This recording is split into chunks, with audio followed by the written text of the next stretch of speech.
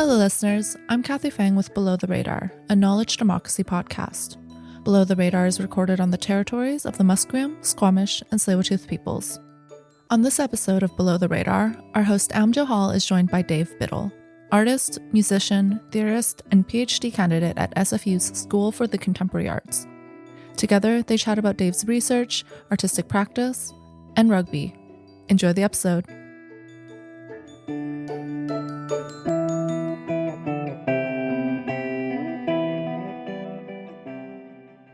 Hello, welcome to Below the Radar. Delighted that you could join us again this week.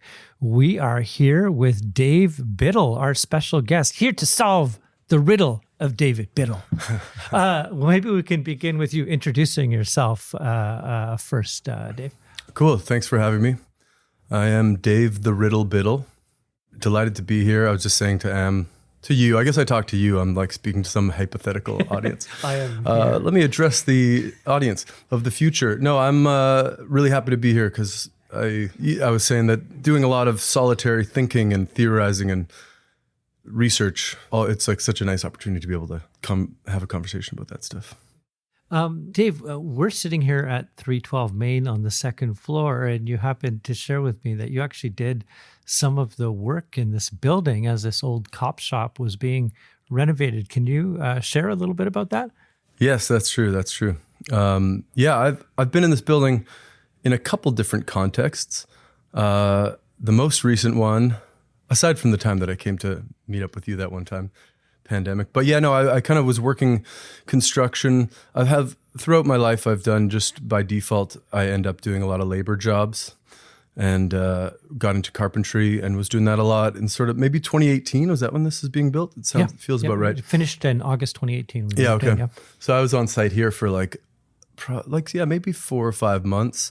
And this very room that we're in, I installed the door.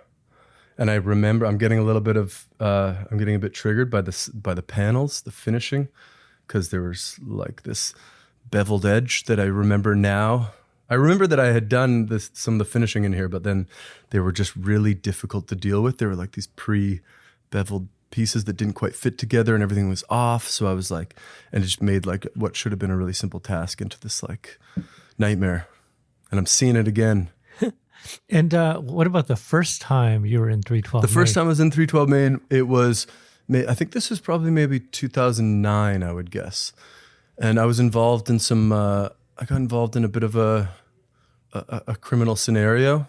A scuffle? A brouhaha? It was a bit of a brouhaha, basically. Yeah, and so it wasn't the night of the brouhaha. It was like this crazy thing. A friend of mine outside the Biltmore got attacked in like 2009.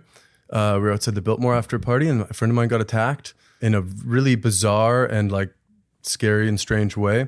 And I kind of I got in the mix, and I guess I defended my friend, and that's right before I moved to Montreal.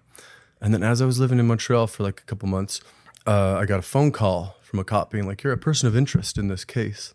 I don't want to overshare on here too much, but basically when I came back for Christmas, so it's around this time, maybe like 2009. What's that, like 15 years ago? Wild. Yeah, I got brought in by some undercover cops for questioning, and I stayed silent. I was smart enough because I had been arrested before for doing graffiti. Particularly in Montreal, I got arrested for doing graffiti, and because I thought it was like legal, it's just everywhere there. And I got brought in, and I spent the night in jail. And then in the morning, they kind of grilled me. And I was pretty naive at that time. I was like, they were like, if you show us where the is, we'll let you just clean it off and you can go free. And so anyway, I kind of complied a little too much. So when I got here, I knew from those previous experiences not to say anything. And then it all came out in the wash, and all was well in the end. But it was my first experience of spending a night spending an evening in this building. And then my second time was a strange experience because I came back on the construction crew to like renovate this place and build it.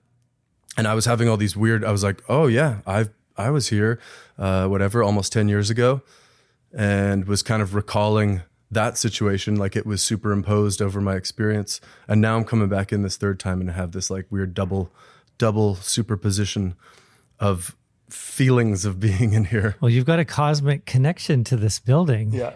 We just had Justine Chambers here as part of the Heart of the City Festival doing the electric slide on the ground floor. Nice. There.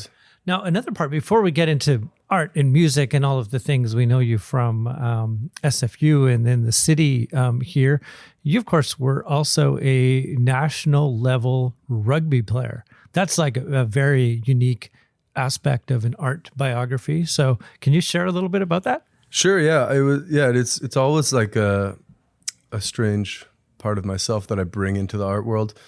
In 2007, I played in the World Cup in France for the national men's team. And spent some of my late teens, early 20s. I was 22 when that happened. And it was crazy. It was honestly a really psychedelic experience when I think back on it, that I played one game in front of like 60,000 fans against these huge, played against the Fijian team, the Fijian men's team in the World Cup. And they're just like, you line up in the tunnel before you run out. And they were just like so big. And there's like 50,000 people there or whatever. It was very psychedelic.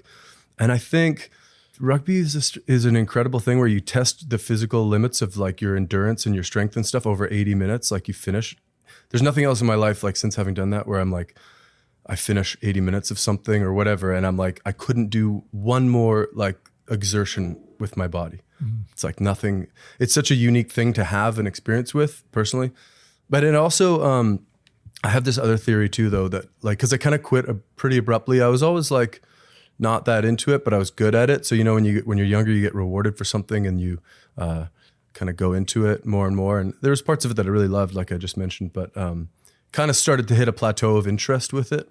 And then I think I got a couple concussions, and I wondered if like, cause my life and personality and a lot of things really changed for me in a really nice way a certain time shortly after that. It's when I went to art school.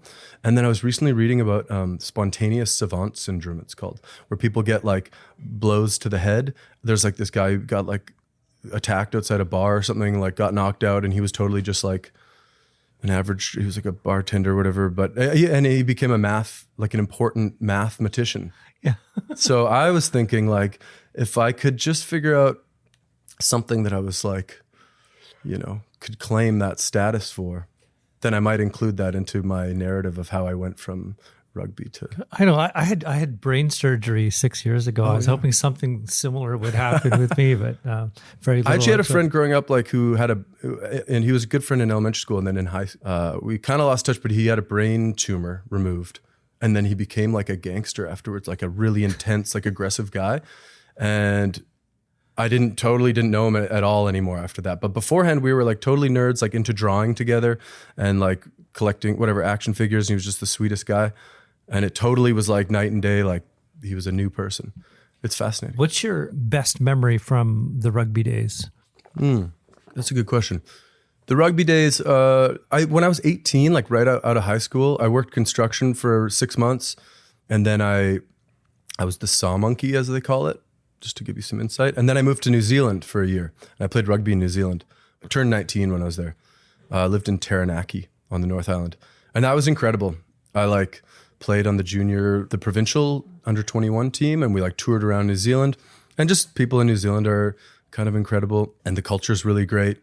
And rugby's just like, I don't know, sort of felt the most meaningful beyond like experiences of the actual athletic thing. You know, yeah. So I want to start talking to you a little bit about the work that you do in the art world here in Vancouver. I saw you a few years back at the daydreaming conference that Eldritch did with the Idol Lab, and that was a wonderful performance. I don't know exactly what to call it, but you started giving a talk, and then it was anyway. You describe what it is, if you could. Sure. Yeah. Well, I'll say that conference was nice. It was something that Eldritch had organized through the Idol Lab, and then I kind of helped them. I helped them organize a little bit. I wrote sort of a chunk, like a text for the conference description. For that, I drew on an essay by Philip K. Dick from, I forget what it's called, something about androids, but he gave it in 1974 in Vancouver. He came to Vancouver, I think it was 74, 73, came to Vancouver to deliver this keynote for the sci-fi convention, second annual sci-fi convention. The first one was Ursula K. Le Guin gave the keynote. Philip K. Dick came up, and it was all about how he was a real prophet of cybernetics. That is my take on him. And like, so I think he was looking at how cybernetic technologies and modes of communication are going to lead to new dystopias. That's my take on a lot of his writing. And so he was presenting this lecture on how like the savior maybe of the future of human culture will be the burnouts and the dropouts and the sort of like, because he hung out with a lot of drug addicts and was a drug addict, I think, himself. And so he kind of like was hopeful that there was a sort of like, that was precipitating a sort of dropout culture, burnout culture that couldn't be made compliant by the like systems of control that he was seeing developing. And so I drew kind of on that text because the conference was basically looking at like the concept of mind wandering, daydreaming, maladaptive daydreaming, which is like a new kind of certified affliction. And so a lot of it is like looking at these experiences of like modes of thought and mentation and feeling and like thinking about the context.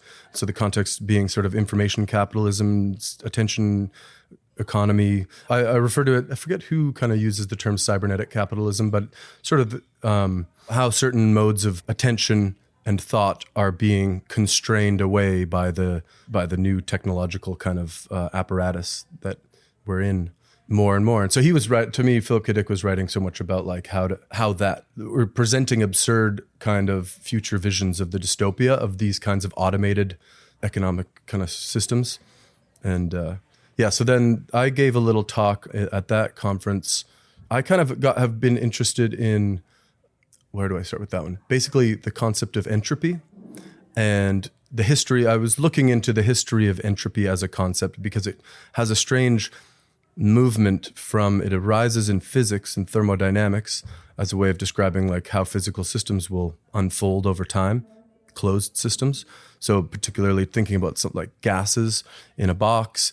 If you have like two separate gases divided by like a partition in the middle of a box and you pull away the partition in the middle, the sort of entropy will suggest that all the molecules, the gas molecules, which are really neatly divided with the constraint of the partition in the middle, will over time become completely evenly distributed and equiprobable. Same for if you dump some cream in a coffee or blue paint in red paint or whatever over time. So time's the important thing here, but it's all about distribution of probabilities. And then that gets moved, that concept gets taken up in information theory, kind of becomes the foundation of information theory, which for me, I was just interested in the confusion of that because it's like, I think it was Claude Shannon who used the term entropy to measure information. And it was sort of seemed like this confusing move that I was very interested in that. So I came to research that history. And then I came to this, and it's part of my ongoing project of just, this is still talking about my presentation at this conference, sort of through that history, I came to see how maybe the concept of entropy, which produces this idea that over time, all systems will reach a state of equilibrium, which is called heat death in the original formulation of sort of thermodynamic entropy. It takes away conceptually the possibility of an experience of eternity or of any kind of eternity in human life.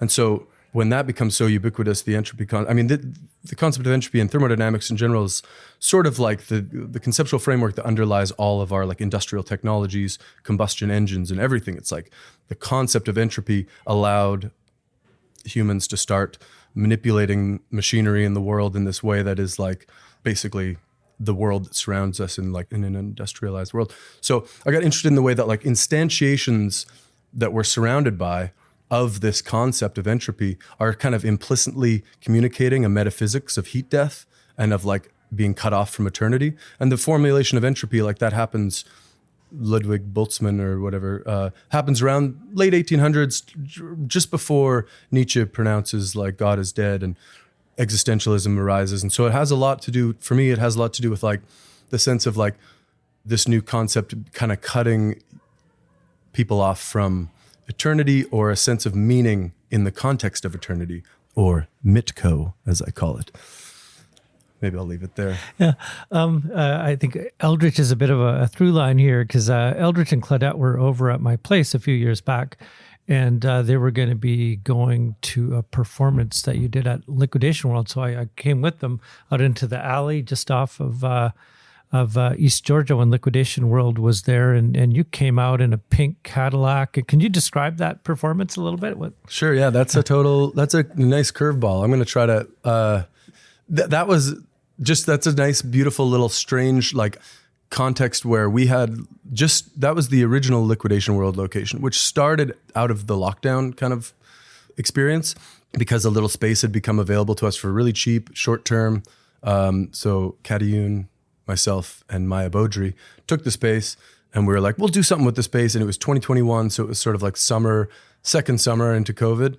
And the only thing you were kind of allowed to do was shop, which was such an interesting like economic kind of like constraint where you're like, you can't do all these things, but the thing you can do is not necessarily the thing that's safest, but the thing that like we need to not stop happening for obvious reasons as well. So we kind of had this like space that was a gallery, but really we just made it like, so that's where Liquidation World as an idea came from, where it was like, anybody bring in your own stuff that you've been working on in the pandemic. We take anything and everything must go, was our motto. So it became this really nice community experience where like people would come in and hang up their own works, and it was kind of sort of like a gallery. People would come in to hang something up and they would look around at everything, and it was sort of a gallery that was like technically a store. And then we had a gallery in the back. We did a few shows, and then in the alley there was like a little open space that you saw there. So that was sort of like the ones. We did a couple shows there because we had to just have like audiences outside. And that one was a collab that arose really beautifully with Alex Miranda. Do you know Alex Miranda? He goes by Free Play Angel, has another band called Underpass. Really wonderful guy. Friend of mine, collaborator. We've been working on talking about working on some music together. And then these people came into Liquidation World and somehow suggested that they'd love to collaborate sometime. And we were like, oh yeah, who are you? And they were Ballet BC people. So they were ballerinas. And we were like, so me and Alex were like, hey, let's just make something with these ballerinas in the alley. And so we did this thing called Some Ballet, where it was like, Alex and I are both kind of have these like experimental pop projects. So we kind of made this like set where we went back and forth song for song, but like wove it in together, and then just developed this choreography in the alley, like on the dumpsters, and had this spotlight rigged up. And luckily, somehow Alex procured a pink Cadillac, and that just became like an obvious entrance sort of for us. And because it was outside, we were like, well, the stage is everything that people can see, because it was just in the alley. Like It was not even elevated or anything. So it was like glorious entry. It was really the coolest entrance. I don't think I could get that back because you can't really enter a car unless you're outside. I did do a show also during the pandemic where I did this weird like collab with CJSF, the radio on SFU. I like did this fake like live performance where, this Superstore out on 12th, like on Grandview there. Yeah. I just kind of rogue like told people to go there at a certain time and tune into CJSF. And CJSF played this like live performance that I had scripted with my music and like put onto the radio. And I just was out in front of everybody's car, like a drive-in or something like that. And it was like January nighttime in this random parking lot. And I just performed like lip synced the whole performance that they were hearing in their radio over the, through CJSF. So that was like another kind of strategy to keep my blossoming pop career alive during the lockdown. I was like, I'm about to get mega famous. I got to keep doing shows. And now I'm mega famous here on Below the Radar.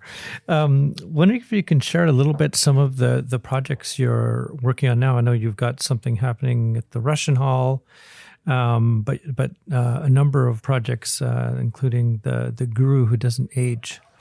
Yes, that is a project that's part of my PhD that I'm doing at SFU, and the Guru That Doesn't Age. So that is sort of an ongoing thing that I did a portion of it at the Russian Hall maybe a month and a half ago. Yeah, so that's kind of like a big project that's like hard to talk about the full thing, but there's like, it definitely brings in the M.I.T.C.O.E. I guess basically doing this PhD, I have my own like interests in theory and philosophy, and I can go deep into those worlds. consuming it, and philosophy of science and metaphysics and systems theory and cybernetics and these things.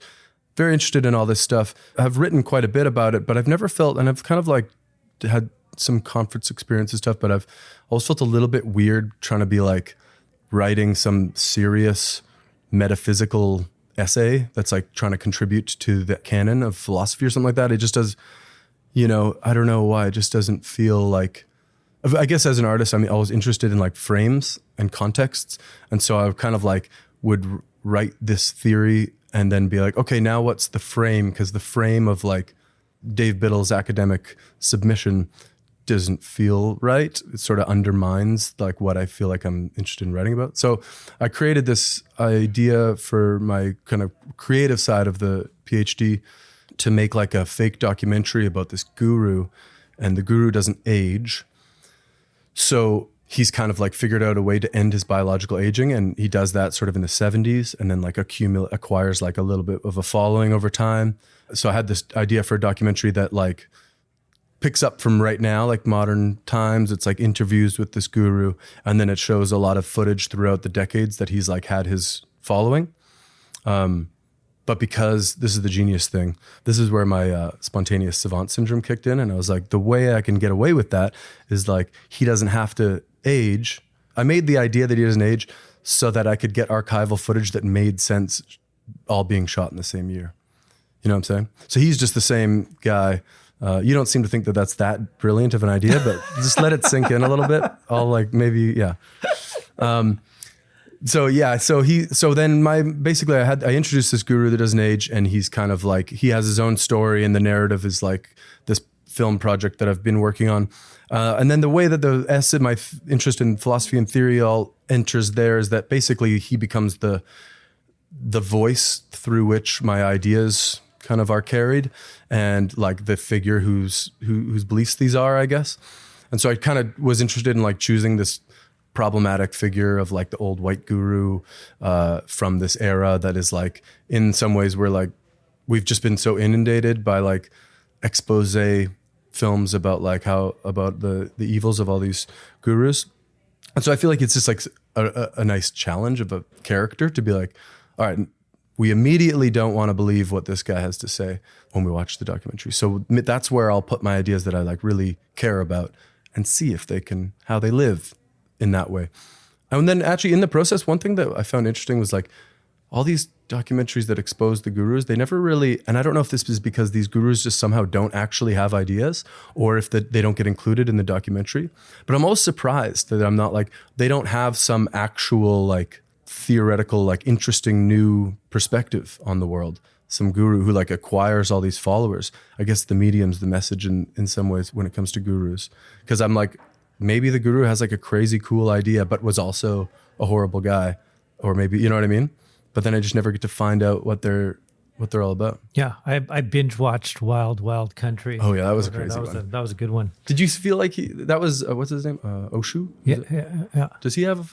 Did you glean any of his like ideas? Well, it was a kind of a distorted philosophy taken from places, but commercialized and turned cultish. But they got to the point where they incorporated a town and had their own police. That's right. Yeah. service. So I was like, I can't believe they got to that level. Yeah. Crazy. Yeah. I wanted to ask you about another actually, the NAM was started. Sorry, but the NAM was started, I think, or at least for a little bit, was run by Oshu. That followers. What were they called? That group? The Rajneesh. There was a name for them. Well, we'll find it. We'll find it. And I don't know. I realize I should catch myself. I think I've been told that the NAM was. yeah. That's we do. This is an academic podcast, so I need to be careful about my gossip. We're going to clear this to our lawyers.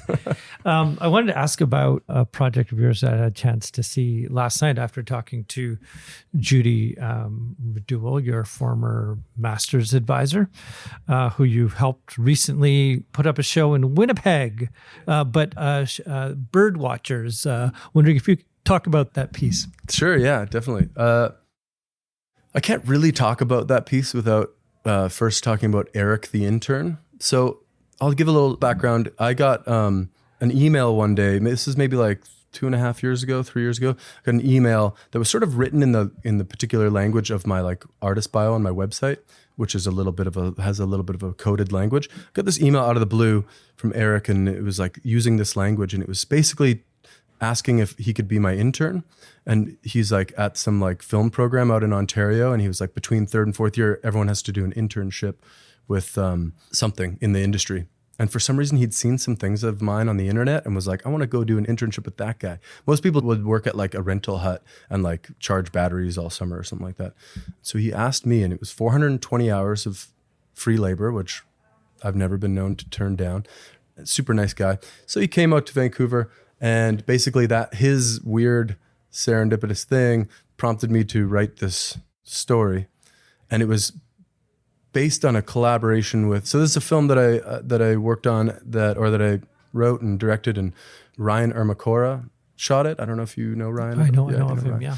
A wonderful cinematographer. And the first shot was sort of like this idea of sort of a long form, really slow zoom, the swimming shot of someone. We were trying to think of like these long, slow, durational sort of landscape shots that have someone like engaging with the landscape over a full length of 16 mil reel. And in a way that you would kind of get some hint at the beginning that you were going to have to endure the whole thing. You know what I mean? Yeah. So we landed on this shot of our friend Maya Beaudry, who, as I mentioned, from Liquidation World, she's one of my friends who's like in the art world, who's an ex-athlete and like a competitive athlete. She was a competitive swimmer, I think on like the junior national team or something. And I'm always impressed by people that can swim really well in the ocean too. So the first thing was the shot with like Maya out in the ocean, like way out, and then just like it punches in on Maya and then pulls back really slowly as she swims to shore, walks up to the camera and delivers a line. So that was sort of the formal shot. That was like the kernel of the thing.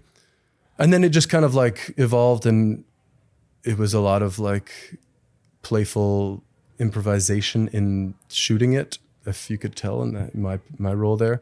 But that was sort of like the first of a series that I got interested in making called Movies to Fall Asleep To, because I was having this experience of, which I'm sure is not unique to me, although I'm ashamed of it. I've gotten into the habit of like, when you know you're tired, you put on a movie and then you know you're going to fall asleep to it. And it just feels like part of my like hippie self or something like that is like, that's so repulsive to like, you know, have to like, or whatever. But it just happens all the time. It's really nice. But then I get really frustrated when I get woken up, except if I don't know the movie, and then all of a sudden there's like helicopter chase scene or something like that, and like 20 minutes in, right when I'm getting into REM. And so I had this idea of like making like films and like imagine a whole genre like on Netflix or whatever it is. I use Tubi personally because the free one. You got to watch ads, but it's cool. They got all the weird stuff too. If people don't know about Tubi, it's the thing to watch. They got all like these, it's like a junk, like a garbage dump for like weird cult movies that, and like, anyway.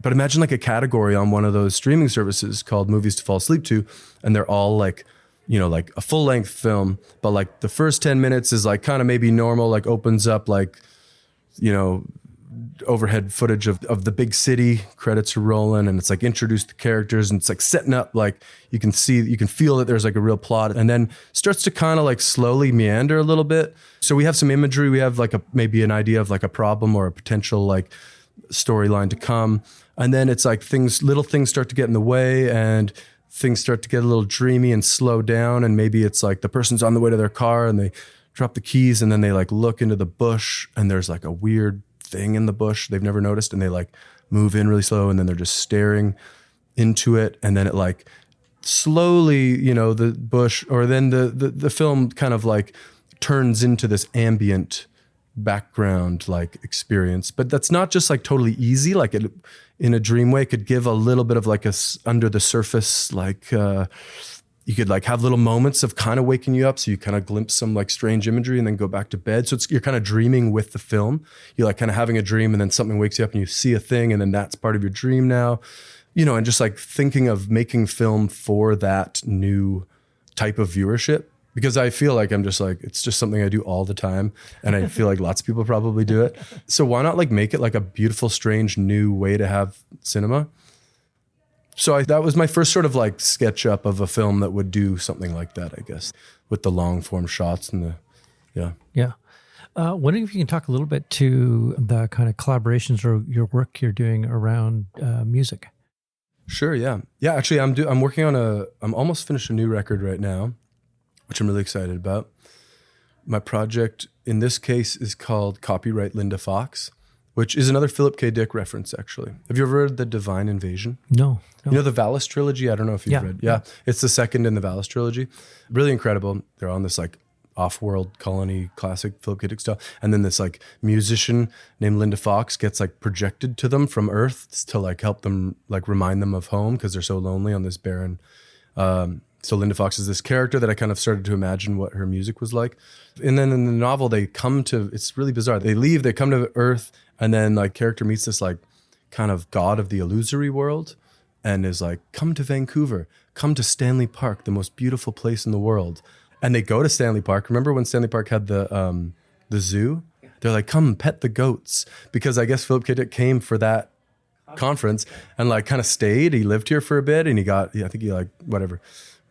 So he kind of, and I think he loved Stanley Park, but it was so weird that it was made as part of like a simulation in his book. Cause I just feel like more and more in a simulation especially in Vancouver, like I grew up here and it feels more and more like simulated in different ways, not necessarily like Matrix, like computer simulation, but like out of reality in some weird way. And Stanley Park is this total like fraught history, but it's like trying to be like a simulated wildlife, refuge, but it totally displaced all these indigenous populations and other people that were there, like living there and like treating it as like a place to be and not like a place to look at as like in the skyline. And that just says a lot about Vancouver for me. So there was something really strange about like Philip K. Dick situating Stanley Park in that way. I actually kind of have made a little video work about that, but Linda Fox comes from there. And I got a new record that I'm working on with Erica Mitsuhashi. We've been performing a little bit. And that's like been a nice thing for me. I kind of like invited Erica to perform with me as like, cause she's a contemporary dancer. And so I just love the way she moves and has these like otherworldly scores. And so she was first joining me like in that context. And then we were like, let's try singing. And then, so now she's actually like singing quite a bit on the album when we're recording. And so it's a nice new collaboration that's arisen lately. Nice. Yeah. One of the things I wanted to ask you about is that you have a lot of philosophical and theoretical underpinning to the work that you do, or just your own interest theoretically, whether it makes it into your work or not. But wondering if you can speak a little bit to people. When we talked earlier, Michael Polanyi, Gregory Bates, and Lily Gatlin, but just, some of the thinkers that you sort of draw inspiration or ideas from, and kind of how in your own process of making work, how you weave that in.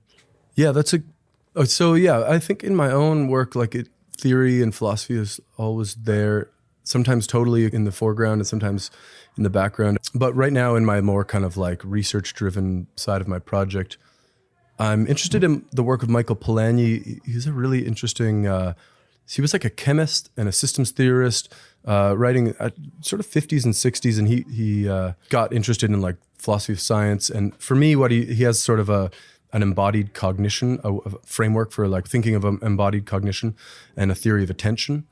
And so he kind of develops this way of thinking about like how our attentions it draws on Gestalt psychology and like theories of meaning as like these kind of synergetic wholes that are brought together through attention and don't necessarily, it's like sort of an ontology of attention in a lot of ways. And so I'm interested in like his work as a way to think about like our situation in the attention economy and like what's actually happening. It's sort of like, well, what is attention? I really appreciate his kind of way of framing it that I won't get into right now. I can feel myself on the like precipice of the slippery slope of trying to elucidate a theorist that I'm interested in and then waking up after a blackout.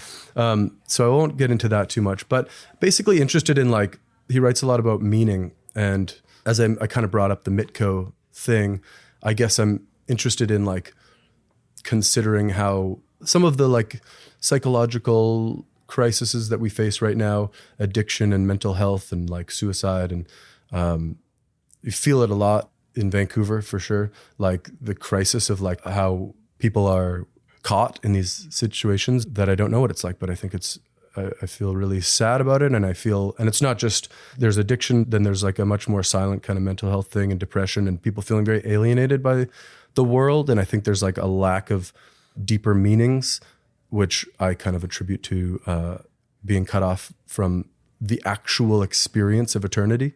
Like not just the concept, but like I look at the concept as the thing that reforms our life, like the concept of entropy and all this, as the thing that reforms our life in such a way that we kind of lose touch with it. But there's a certain kind of meaning that is not present in day-to-day life or is increasingly constrained away by cybernetic capitalism. And it has a lot to do with like what kind of things we're able to pay attention to now, not just like skillfully, but like, I guess my interest in systems theory is like understanding like constraints and how systems can exert control, mereology, how systems can exert control over the individual parts within the system. And someone that I mentioned is Alicia Herrero, is a theorist I'm really interested in. She recently wrote a book called Context Changes Everything, How Constraints Create Coherence. I think that was written this year or last year. She introduced me to Leela Gatlin, who's like a really interesting information theorist from the 70s. Wrote a book called Information Theory in the Living System, and Michael Polanyi, and they kind of are part of this, a similar way of thinking about systems, boundary conditions, self-organizing systems, and sort of like Alicia Herrero puts forward this ontology of constraints. So how do like wholes constrain the parts within? She draws on sort of like the way of thinking about meaning that Polanyi introduces. She uses the term context-dependent constraints. Anyway, it's kind of gets into technical jargon, but she's... for me, all that kind of comes back into my experience in Vancouver and in the world of like seeing how certain modes of being together that are very meaningful, sometimes meaningful in the context of eternity, but meaningful in ways that don't register within the cybernetic sort of system of like surveillance and data analysis. That's like, there are activities that increasingly, if they don't register as part of that system of surveillance and data processing, they're increasingly being constrained away because they're like kind of opaque to the system. The system wants everything to be transparent. That's sort of like drawing on maybe a bit on like Byung-Chul Han, psychopolitics, stuff like that.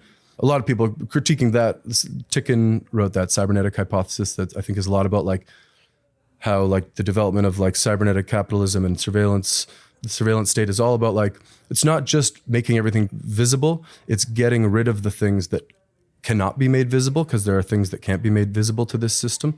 And so it's like making those less and less possible, including like discourses and protests and things that like can't be made to make sense, or and things that are kind of like superpositions of like paradoxes that we hold valuable in our experiences, but which the system needs to turn into like clear binary analysis. And so looking at how, and a lot of that has to do with like personal states of consciousness and how those things are increasingly eliminated, constrained away.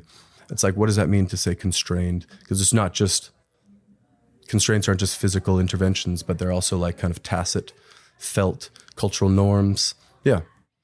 I have a strange question. Would you ever do an art project that had some relationship to rugby?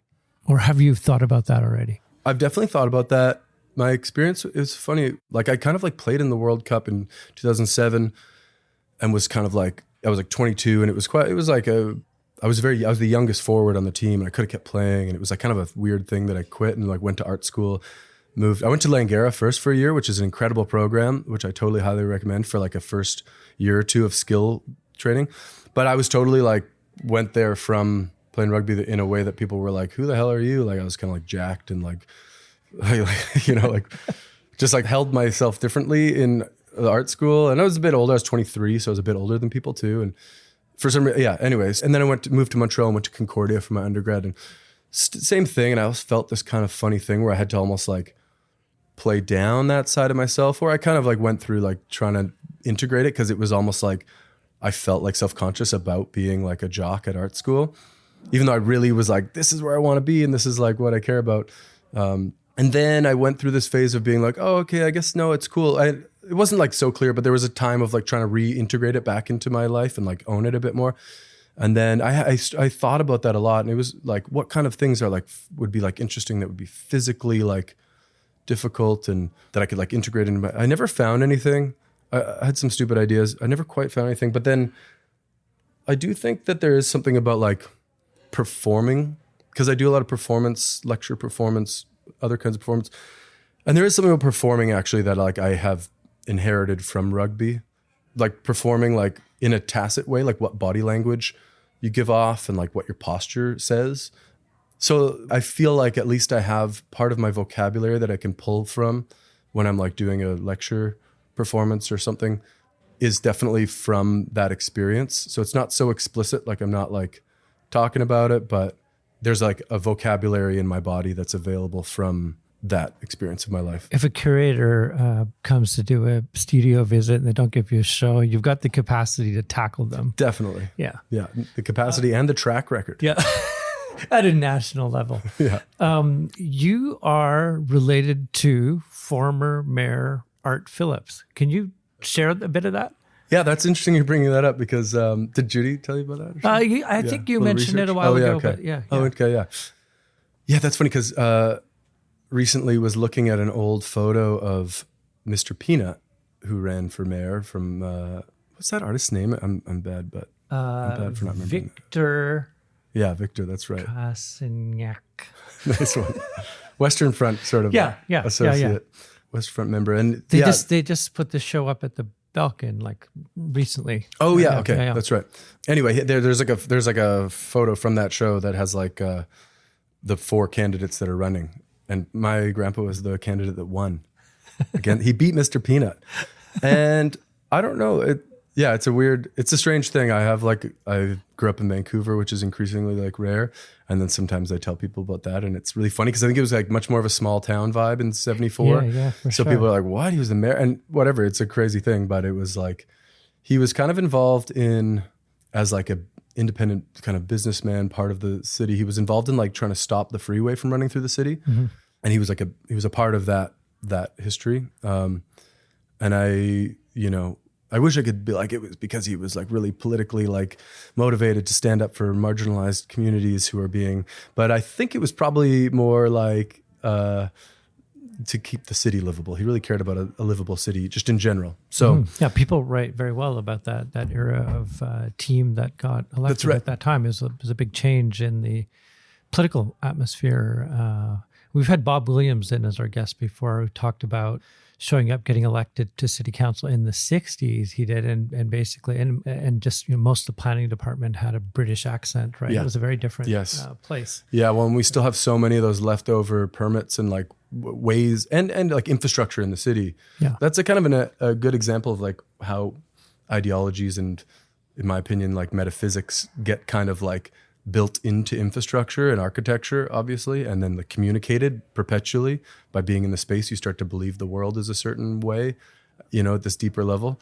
So yeah, I think it's interesting. It's a complicated feeling to be living in the city with that as my history. But it, for the most part, like he kind of was also, I think he rezoned like False Creek to make it, like residential or whatever. And like, that's when the co-op, all those co-ops came up, and he was one of the first people to live there.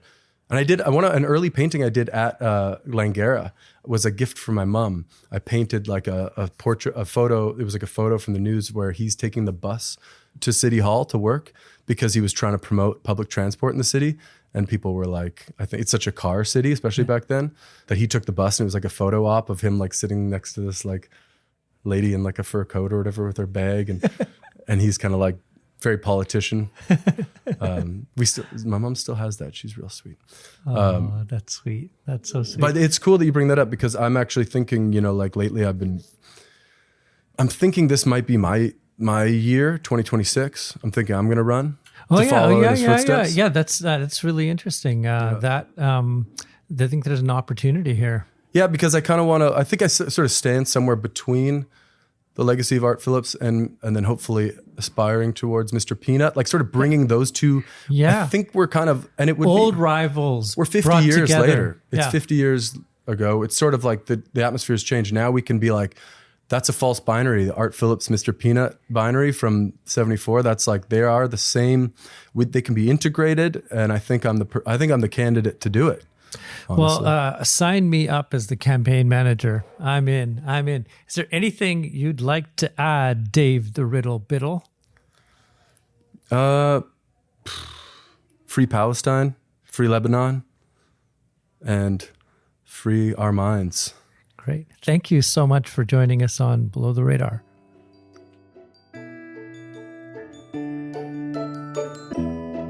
Below the Radar is a knowledge democracy podcast originally created by SFU's Vancity Office of Community Engagement. The Below the Radar B-sides are supported by the Vancity Credit Union. Thanks for listening to our conversation with Dave Biddle. You can learn more about his work in the show notes below. Thanks for tuning in.